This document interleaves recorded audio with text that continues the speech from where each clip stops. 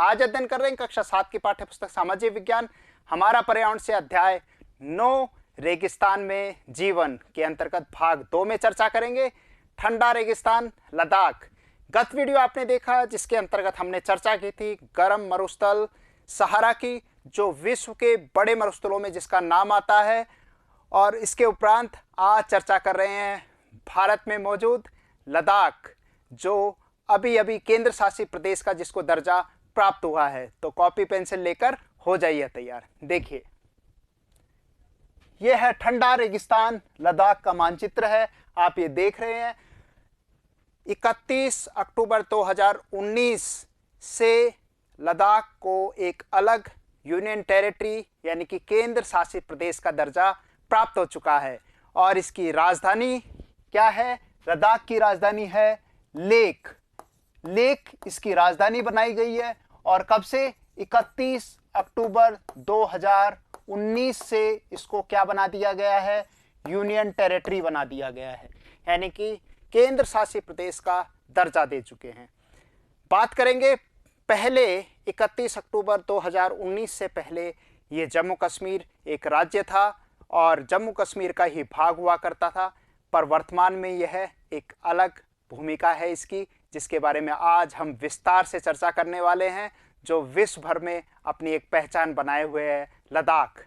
देखिए मानचित्र में ये आप देख रहे हैं, ये जम्मू कश्मीर है और ये जोजिला दर्रा है। जोजिला दर्रे क्या होते हैं? सकड़े रास्ते होते हैं जहां से पहाड़ियों को पार किया जाता है। छोटी पगडंडियां होती हैं जहां से दो पर्वत श्रृंखलाएं जुड़ती हैं। तो जम्मू कश्मीर से आप ये देख रहे हैं कनेक्टिविटी इसकी है। जोजिला दर्रे से आप लद्दाख में प्रवेश कर सकते हैं। और आप ये देखेंगे उत्तर में यहां पर काराकोरम पर्वत श्रृंखलाएं हैं।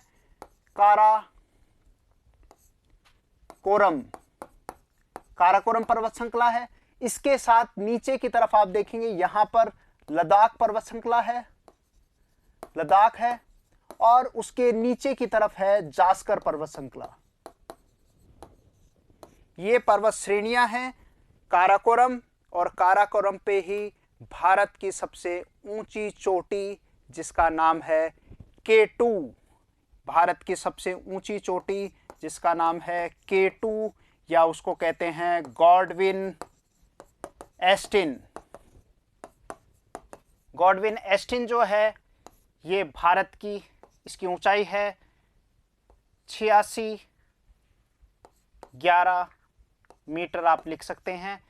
K2 की ऊंचाई 8611 मीटर है, जो भारत की सबसे ऊंची चोटी है। और दूसरे नंबर की ऊंची चोटी में नाम आता है कंचनजंगा का, जो भी हम आगे विस्तार से अध्ययन करेंगे, जो सिक्किम में अवस्थित है। आगे देखते हैं ठंडा रेगिस्तान लद्दाख की भौगोलिक स्थिति।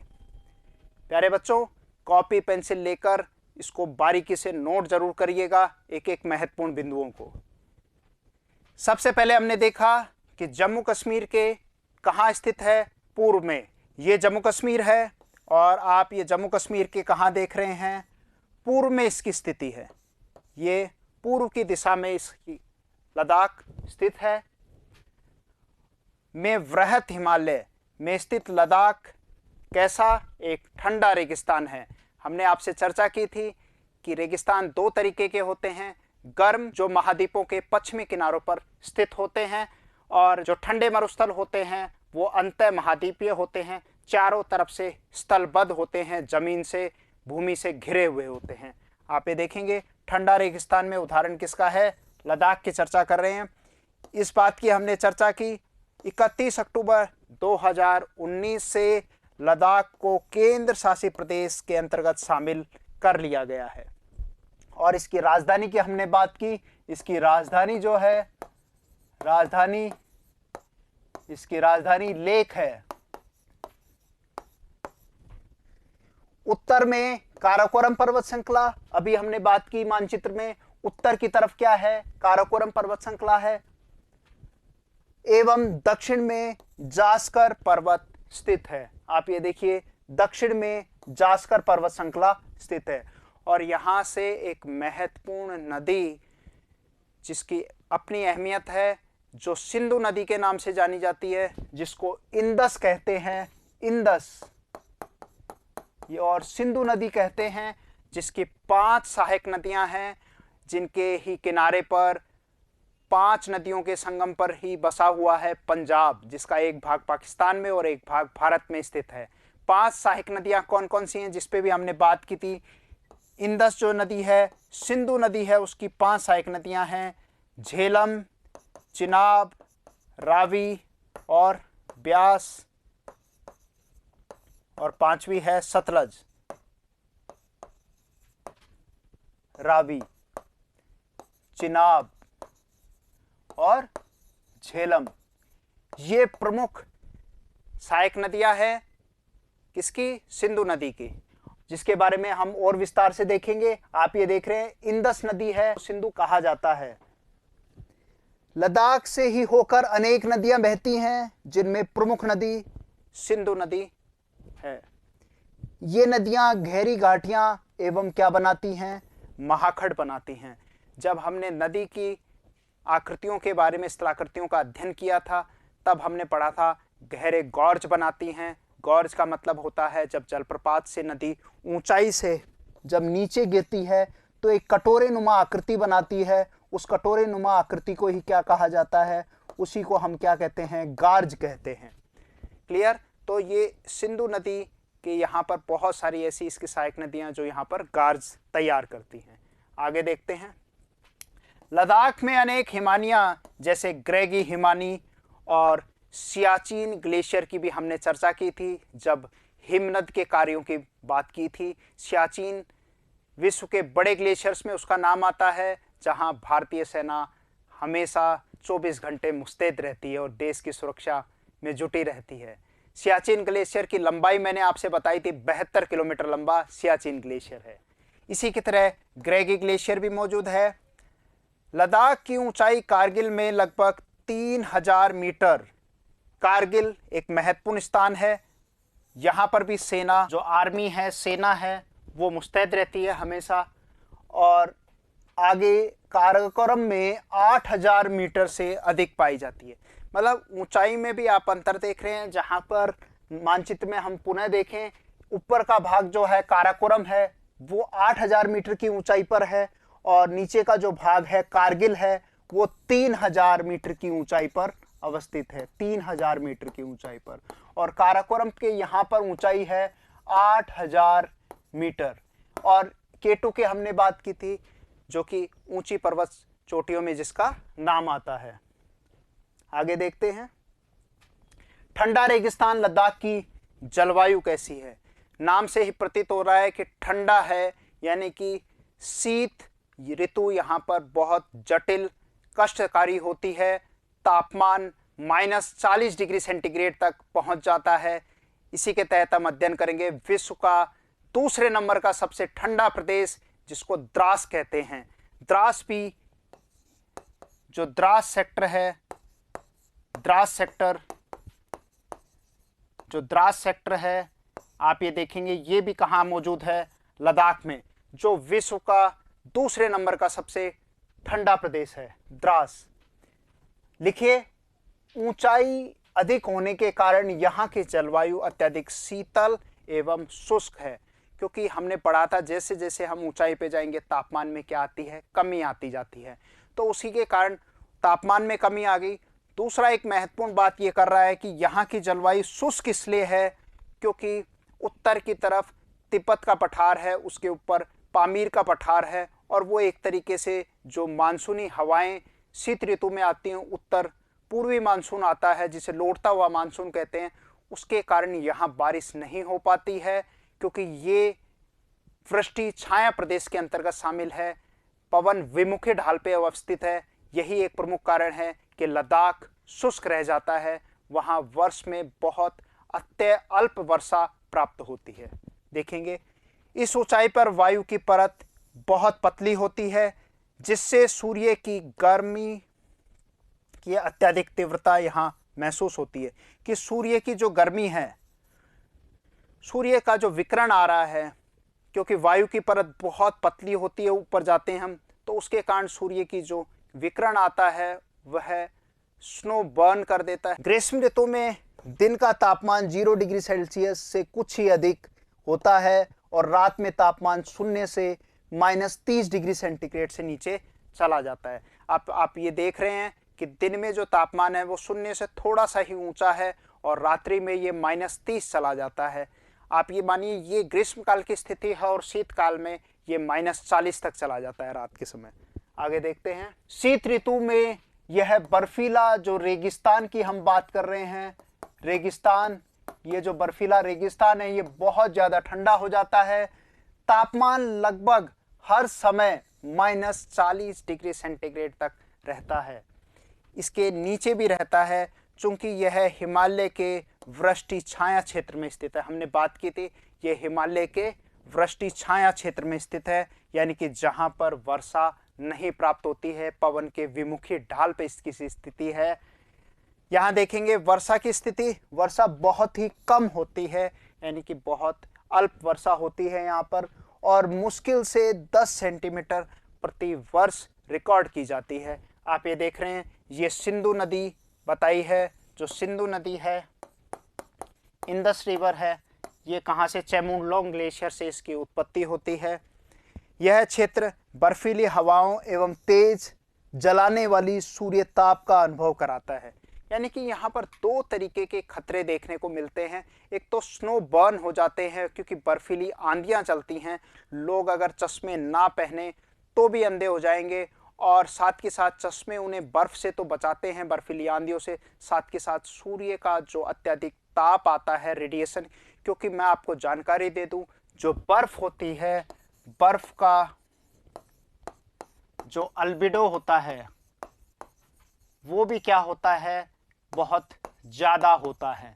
अल्बिडो मतलब होता है किसी भी वस्तु से परावर्तित होने वाली ऊर्जा, तो वो बर्फ का पृथ्वी पर सर्वाधिक है और वो रिफ्लेक्ट बहुत तेज होती है, इसलिए उससे आंखें खराब होना या चमड़ी जलने जैसे खतरे हो सकते हैं, इसलिए वहाँ के लोग काफ़ी एहतियात बरतते हैं। आगे देखते हैं। सूर्य की धूप में इस तरह आप बैठे हैं कि आपके पैर छाया में हो, तो आप एक साथ एक समय में ही क्या हो सकते हैं, ऊष्माघात हो सकते हैं। ऊष्माघात मतलब सूर्य से ऊष्माघात हो रहे हैं, और तुषार उपघात यानी कि स्नो बर्न भी हो सकता है, यानी कि दोनों ही बातों की हमने अभी बात की थी, उससे आप ग्रसित हो सकते हैं। पृथ्वी के सबसे ठंडे स्थानों में से एक द्रास कहाँ है, लद्दाख में ही स्थित है। द्रास की बात की थी, जो विश्व का क्या लिखा है, welcome to Dras, the second coldest inhabited place in the world. विश्व का दूसरा सबसे ठंडा प्रदेश लद्दाख में मौजूद है, जिसका नाम है द्रास सेक्टर। ये देखिए यहाँ फौज मुस्तैदी से अपना कार्य कर रही है। लद्दाख को खा पा चान भी कहा जाता है, इसको आप नोट कर लेंगे विशेष रूप से। वहाँ की लोकल भाषा में लद्दाख को खा पा चान भी कहते हैं, जिसका अर्थ होता है हिम भूमि। जो हिम की भूमि होती है लद्दाखी भाषा में, उसका नामकरण क्या है, खा पा चान। आप ये देखिए किस तरीके से वहाँ पर, क्योंकि सूर्य का विकिरण अधिक प्राप्त होता है, इसलिए वहाँ पर सोलर हीटर्स बना दिए गए हैं। सोलर हीटर से वो अपने कमरों का तापमान अनुकूल रखते हैं, जहाँ बाहर तापमान -30 डिग्री तक रहता है और कमरों के अंदर का तापमान 20 डिग्री सेंटीग्रेड तक हो जाता है। तो ये सारे कुछ आधुनिकता के और वैज्ञानिकता के प्रमाण हैं, जिनका वो फ़ायदा लद्दाख की जनता उठा रही है। आप ये देखिए एक लद्दाखी किस तरीके से सोलर हीटर, जो सोलर पैनल्स हैं, उनका इस्तेमाल कर रहा है और किस तरीके से सौर ऊर्जा तैयार कर रहा है। और आप ये देखिए, ये नज़ारा देख सकते हैं, ये ग्रीष्मकाल का नज़ारा है, ये ग्रीष्मकाल का नज़ारा है। ग्रीष्मकाल में भी काफ़ी ठंडी हवाएं चलती हैं, क्योंकि तापमान हमेशा बताया है जो 0 से कुछ ही ऊंचा रहता है और रात के समय -30 डिग्री सेंटीग्रेड तक पहुंच जाता है। तो इस तरीके से वहाँ की जो जलवायु है, उस जलवायु के आधार पर रहना बड़ा कष्टकारी है। उसके उपरांत भी वहाँ पर जनता निवास करती है। आगे देखते हैं। ठंडा रेगिस्तान लद्दाख की वनस्पति एवं जीव जंतु। चीरू है या तिब्बती एंटीलोप एक विलुप्त प्राय जीव है। इसका शिकार सहतूस नामक ऊन के लिए किया जाता है। तो वो तिब्बती एंटीलोप है, एंटीलोप मतलब होता है हिरन की तरह होता है ये, और जो घास चरता है उसको चीरू भी कहा जाता है, नोट कर लेंगे। और इसका शिकार किया जाता है। शहतूश नाम की एक विशेष ऊन है, आप ये देख रहे हैं, एंटीलोप से शहतूश नाम की ऊन निकाली जा रही है। कौन सी? शहतूश नाम की। ये है शहतूश, जो विश्व भर में प्रसिद्ध है ये ऊन, जो वजन में हल्का एवं अत्यधिक क्या होता है? गर्म होता है, इसलिए इसका उपयोग किया जाता है। आप एंटीलोप का नाम याद रख सकते हैं, चीरू। आगे देखते हैं, क्रिकेट का सबसे अच्छा बल्ला। जो क्रिकेट है, क्रिकेट के शौकीन लोग हैं उनके लिए खास बात है कि क्रिकेट का जो बल्ला है वो किससे बनाया जाता है? सरपत या विलो। सरपत या विलो जो है, विलो एक प्रकार का पेड़ है, वृक्ष है, उसकी लकड़ी प्राप्त की जाती है और उससे विश्व प्रसिद्ध बल्ला बनाया जाता है, बैट बनाया जाता है। ये आप देख सकते हैं, ये विलो वनस्पति है, ये आप चित्र में देख रहे हैं विलो वनस्पति। और ये यहाँ के जीव जंतुओं में काफी प्रसिद्ध है, जिसको आप याक कहते हैं, आप देख रहे हैं। और एक लद्दाखी यहाँ खड़ा है और ये काफी प्रसिद्ध है, जो पर्यटक आते हैं याक की सवारी जरूर करते हैं। लद्दाख के पशुओं में जंगली बकरी, जंगली भेड़, याक, विशेष प्रकार के कुत्ते पाए जाते हैं। इन पशुओं से ये लोग दूध, मांस, खाल प्राप्त करते हैं। तो सामान्य रूप से देखा जाए तो यहाँ के जो लोग हैं पशुपालन करते हैं। ग्रीष्म काल में कुछ मौसमी जो फसलें हैं वही उगाते हैं और उनसे अपना भरण पोषण करते हैं। आगे देखते हैं, ठंडा रेगिस्तान लद्दाख के निवासी और प्रमुख बौद्ध मठ, वहाँ के लोग कैसे जीवन यापन करते हैं उसके ऊपर नजर डालते हैं। यहाँ के अधिकांश लोग या तो मुसलमान हैं या फिर बौद्ध धर्म से उनका संबंध है। और यहाँ विश्व प्रसिद्ध लोग, पर्यटक जब भ्रमण करने आते हैं तो विश्व प्रसिद्ध जो बौद्ध मठ हैं उनका दर्शन जरूर करते हैं और वहाँ उन किस तरीके से वो अनुष्ठानों को पूरा करते हैं उस पे वह देखना काफ़ी रोचक रहता है और लोग उसको जरूर देखना पसंद करते हैं। वास्तव में लद्दाख के क्षेत्र में अनेक बौद्ध मठ अपने परंपरागत गोपा के साथ स्थित हैं। गोपा उनका धार्मिक जो परंपरागत अनुष्ठान है उन सबको क्या कहा जाता है? गोपा कहते हैं। कुछ प्रसिद्ध मठ हैं बौद्ध, यहाँ पर मुसलमानों से ज़्यादा यहाँ बौद्धों की संख्या है। और बौद्ध मठ में थिंगसे मठ है, ये आप देख सकते हैं, ये थिंगसे मठ का चित्र है, थिंगसे मठ है।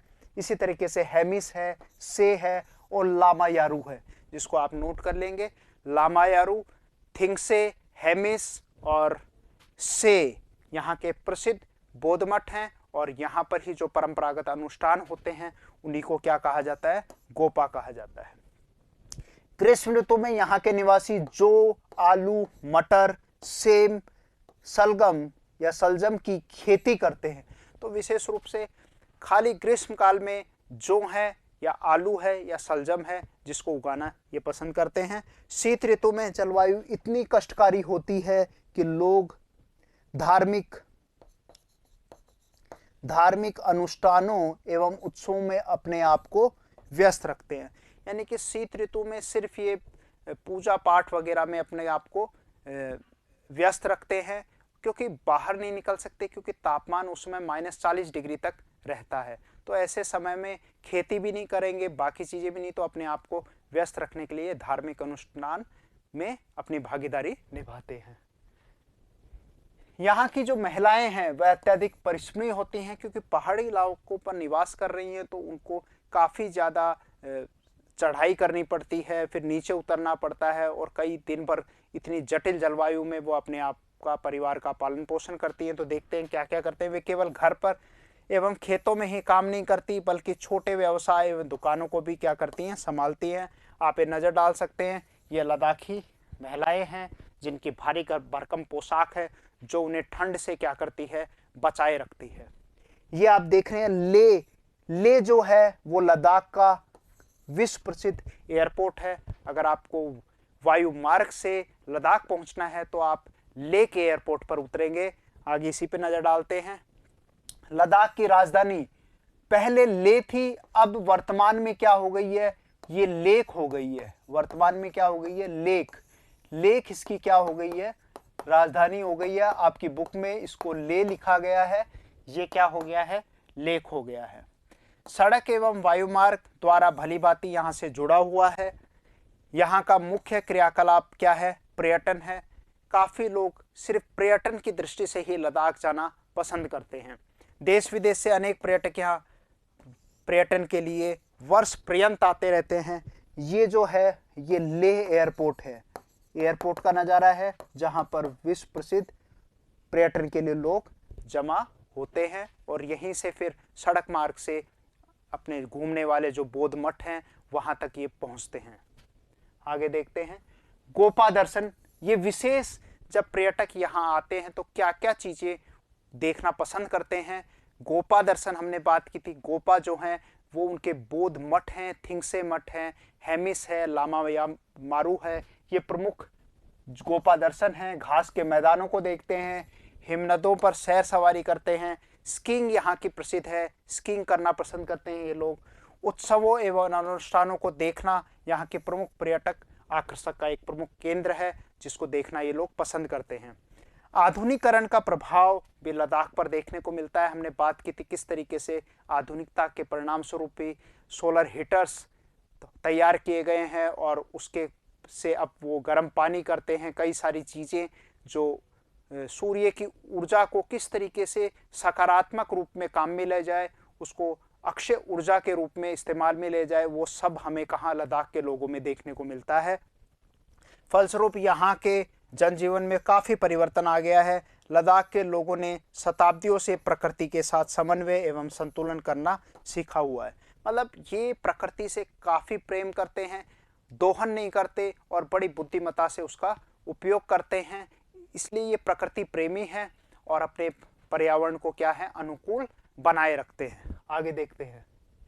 जल एवं ईंधन जैसे साधनों की कमी के कारण ये आवश्यकता अनुसार मितव्ययता से ही इनका उपयोग करते हैं, क्योंकि ये समझ चुके हैं कि जिस तरीके की जलवायु है वहाँ पर चीज़ों को उपलब्धता होना बड़ा मुश्किल है। तो जितनी चीज़ें इन्हें उपलब्ध होती हैं उसका बहुत अच्छे तरीके से इस्तेमाल में लेते हैं और कुछ भी क्या व्यर्थ नहीं करते, बेकार नहीं करते हैं। ये दिखाए गए हैं चीरू तिब्बती एंटीलोप की हमने बात की थी, जिससे शहतूश जो है एक प्रकार की ऊन होती है जो प्राप्त की जाती है। आगे देखते हैं। लद्दाख में कुछ पक्षियों को भी आप देखेंगे, कुछ प्रसिद्ध प्रजातियां हैं उनकी हम बात कर रहे हैं, नजर आती हैं। इनमें से रॉबिन है, ये आप देखें, ये रॉबिन है, चिड़िया है, अपने जो स्पैरो कह सकते हैं उसी की तरह, गोरैया की तरह ये दिखाई दे रही है। ये रेड स्टार्ट है, तिब्बती स्नोकॉक है, ये तिब्बती स्नोकॉक है, आप ये देख रहे हैं। ये रेवन है, ये रेवन पक्षी है और ये है हूप, ये हूप है। कौन सा पक्षी है? हूप पक्षी है ये। और ये आपके रेवन है जो क्रो की तरह यानी कि कौवे की तरह दिखाई दे रहा है, रेवन पक्षी है। तो ये प्रमुख वहाँ के हमने वनस्पतियों को देखा, जीव जंतुओं को देखा, जानवरों के बारे में पढ़ा। आगे देखते हैं। ठंडा रेगिस्तान के प्रमुख दर्रे। जब यहाँ तक पहुँचने का शुरू में हमने चर्चा की थी कि जोजिला दर्रा है जो जम्मू कश्मीर से लद्दाख को कनेक्ट करता है। इसी तरीके से प्रमुख खारतुंगला दर्रा है जो प्रमुख, आप अगर लद्दाख घूमने जाते हैं तो ऐसे प्रमुख दर्रे हैं। दर्रे एक सकड़े रास्ते होते हैं जो पहाड़ियों तक आपको पहुंचाते हैं, तो उन्हीं का वर्णन है। विशेष रूप से मनाली से ले जो राजमार्ग है और अभी एक इसकी 12 महीने वहाँ पर आवागमन बना रहे, तो मनाली से ले के बीच में सुरंग का भी अभी जो हमारे वर्तमान प्रधानमंत्री हैं उन्होंने इसका शुभारंभ किया था। 4 दरियों से गुजरता है। कौन कौन से हैं? रोहतांगला है, बारालाचाला है, ला जो किसके आगे एक शब्द है जो ला किसके लिए इस्तेमाल में लिया जाता है? जो दर्रे होते हैं, दर्रों के लिए काम में लिया जाता है, जिनको अंग्रेजी में क्या कहा जाता है? पासेज कहते हैं। ला बारालाचाला है, लुंगा लाच है, टंगलांग है और जोजिला दर्रा है जो कहाँ से? जम्मू और कश्मीर से इसको जोड़ता है। यह राजमार्ग केवल जुलाई से सितंबर के बीच खुलता है जब बर्फ को मार्ग से हटा दिया जाता है। पर अब ये चीज़ की ऐसा कुछ खास नहीं है, क्योंकि मनाली से ले के बीच में क्या है? एक सुरंग बना दी गई है, टनल तैयार हो गई है और उस टनल से अब 12 महीने आप कभी भी मनाली से लेह जा सकते हैं पर्यटन के लिए। ये देखिए यहाँ पर लोगों का जमावड़ा है जो पर्यटन के लिए आए हुए हैं। ये यहाँ के बौद्ध मठ हैं, आप ये देख रहे हैं बौद्ध मठ हैं जिन्हें गोपा कहा जाता है। ठीक है, थिंगसे मठ का दृश्य है। आगे देखते हैं। अब विशेष रूप से जो रेगिस्तान में जीवन है, अध्याय 9 आपने पढ़ा, इसके अंतर्गत कुछ खास बातों की ओर चर्चा की है। क्या आप जानते हैं? अंत में उसके बारे में 2 मिनट और चर्चा करेंगे, गौर कीजिएगा, नोट करते जाइए। सहारा मरुस्थल, क्योंकि पहले जो फर्स्ट वीडियो आया उस फर्स्ट वीडियो में हमने गर्म मरुस्थल सहारा की बात की थी और सहारा की कुछ खास बातें हैं जिनके ऊपर इस पे नजर डालेंगे। विश्व का सबसे बड़ा मरुस्थल है जिसका क्षेत्रफल 92 लाख वर्ग किलोमीटर है। आप इसको नोट कर लें, उसका क्षेत्रफल 92 लाख किलोमीटर है। आपकी पुस्तक में इसको गलत लिखा गया है, उसको आप दुरुस्त कर लें, सही कर लें। वास्तविक ये कितना है? 92 लाख है। अगर आप इसको मिलियन में करते हैं तो ये 9.2 मिलियन स्क्वायर किलोमीटर होता है। जो बुक में आपका कितना लिखा हुआ है? 8.54 लाख लिख दिया गया है, 8.54 मिलियन, जो कि गलत है और वास्तविक कितना है? 92 लाख है। जहां भारत का क्षेत्रफल 32,87,263 वर्ग किलोमीटर है।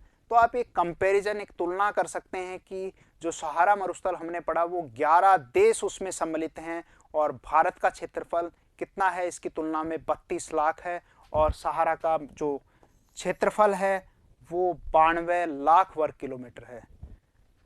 आपको ये जानकर आश्चर्य होगा कि आज का सहारा रेगिस्तान एक समय में पूर्णतः हरा भरा मैदान था। ये विशेष रूप से देखा गया है। सेम ऐसी ही बात आती है जब हम थार के रेगिस्तान की बात करते हैं, वो भी कोई समय में हरा भरा था। ये जानकारियां हमें प्राप्त होती हैं जब जो जियोलॉजिस्ट होते हैं वो खुदाई करते हैं, आर्कियोलॉजिस्ट होते हैं, तो वो ये जानकारियां मुहैया कराते हैं कि पुराने समय में लोग कैसे वहाँ रहते थे। तो कुछ वहाँ से जीवाशेष, फोसिल्स प्राप्त हुए हैं, जीव अवशेष मिले हैं जिसमें आप मछलियों के अवशेष देखने को मिलेगा, डायनासोरस के अवशेष देखने को मिलेंगे, क्योंकि ये जीव जंतु जब मछलियां हैं तो यानी कि सागर वहाँ जरूर मौजूद रहा होगा। सहारा की गुफाओं में से प्राप्त चित्रों से ये ज्ञात होता है कि यहाँ की नदियां तथा मगर यहाँ पर पाए जाते हैं। यहाँ नदियों में मगर भी पाए जाते थे, उसके भी जीवाशेष प्राप्त हुए हैं। यहाँ विशेष रूप से हाथी, शेर, जिराफ, शतरमुर्ग, भेड़, पशु, ये विशेष रूप से यहाँ पर बकरियां, ये सामान्य जानवर थे जो यहाँ पाए जाते थे, अब नहीं पाए जाते हैं। आप ये देख रहे हैं ये सब जीवाशेष हैं, ये मछली के जीवाशेष हैं। और ये जो जियोलॉजिस्ट है, भूगर्भवेता है, वो किस तरीके से अवशेषों को ये देखिए निकाल रहे हैं, खोज रहे हैं। ये पुराने एक अवशेष का आपको एक सैंपल दिखाया गया है।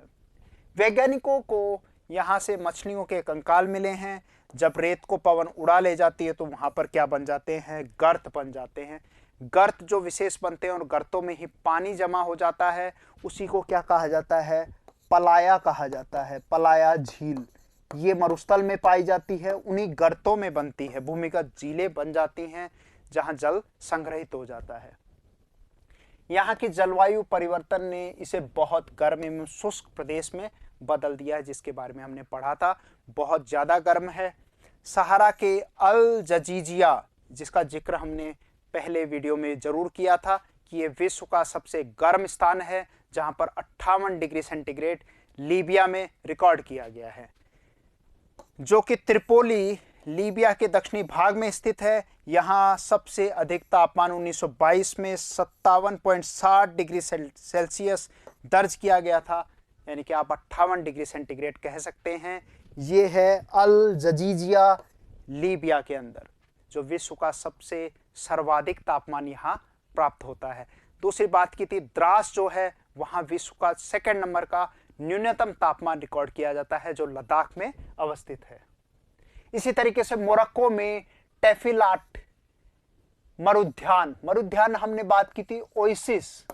ओएसिस मतलब जो हरे भरे ऐसे प्रदेश हैं जहां पलाया झीलें मौजूद हो जाती हैं, थोड़ा बहुत पानी होता है और उसके चारों तरफ क्या है, वहां पर खजूर के वृक्ष हो जाते हैं तैयार और वहाँ पर लोग रहना पसंद करते हैं। तो उसी का एक मोरक्को जो बताया गया है, मोरक्को का टेफिलालेट जो है, ये विश्व का सबसे बड़ा मरुउद्यान है, ओएसिस है, जो 13,000 वर्ग किलोमीटर के क्षेत्र में फैला हुआ है। आप ये देख रही है, ये नज़ारा है मोरक्को के टेफिलाट का। तो इस तरीके से आज हमने विस्तार से ठंडा रेगिस्तान लद्दाख की चर्चा की और गत वीडियो में हमने सहारा मरुस्थल की चर्चा की थी। दोनों ही अपने में खास अहमियत विश्व में रखते हैं। उम्मीद करते हैं इसी के साथ नमस्कार, जय हिंद।